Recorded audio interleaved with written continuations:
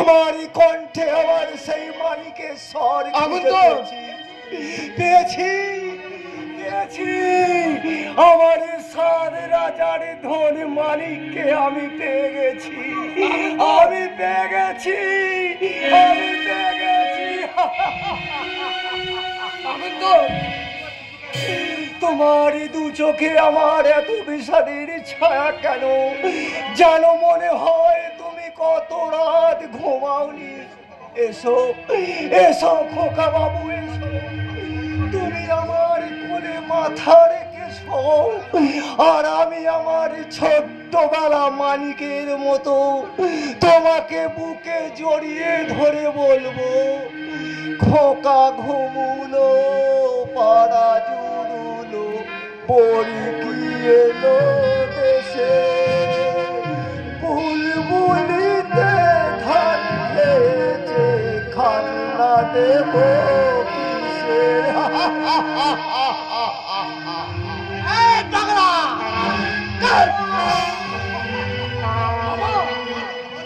বল বল পাগলা বল, কেন তুই এ ঘরে আবার ঢুকেছিস?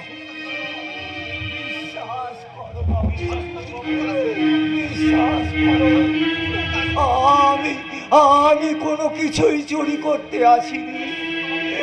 সেদিনই খোকা বাবুকে দেখে আমার কেমন যেন মায়া হলো, আর সেই মায়ার টানে আবার আমি এখানে চলে এসেছি বাবু, আমি আবার এখানে চলে এসেছি। চলে এখান থেকে, নইলে আমি তোকে খুন করে ফেলবো।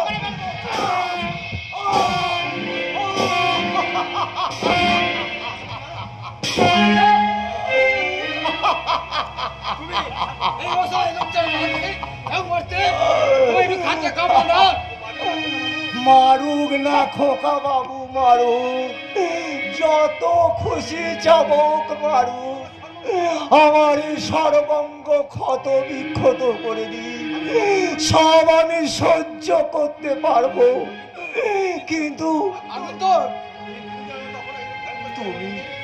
কিন্তু তুমি যেন কখনো আমাকে ঘৃণায় ভরিয়ে তাড়িয়ে দিও না খোকা বাবু, তাহলে আমি মরেও শান্তি পাবো না খোকা বাবু, আমি মরেও শান্তি পাবো না।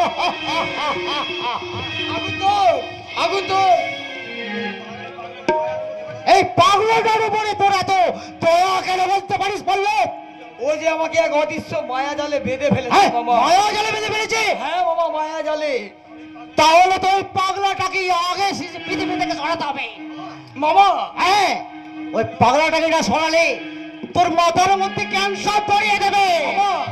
তাই যেমন করেই হোক ওই পাগলটাকে আমি চিরতরে ঘুম পাড়িয়ে দেব, কথাটা যেন মনে থাকে।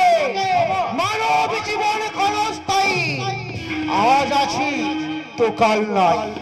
জয় নিতাই, জয় নিতাই।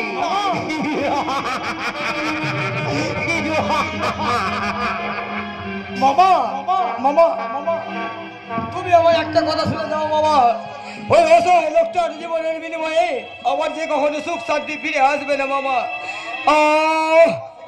আমার সেই যন্ত্রণা কে তুমি আছো, আমার সেই ওষুধটা দিয়েছো, আমি আর সুদায় দাঁড়াতে পারছি না।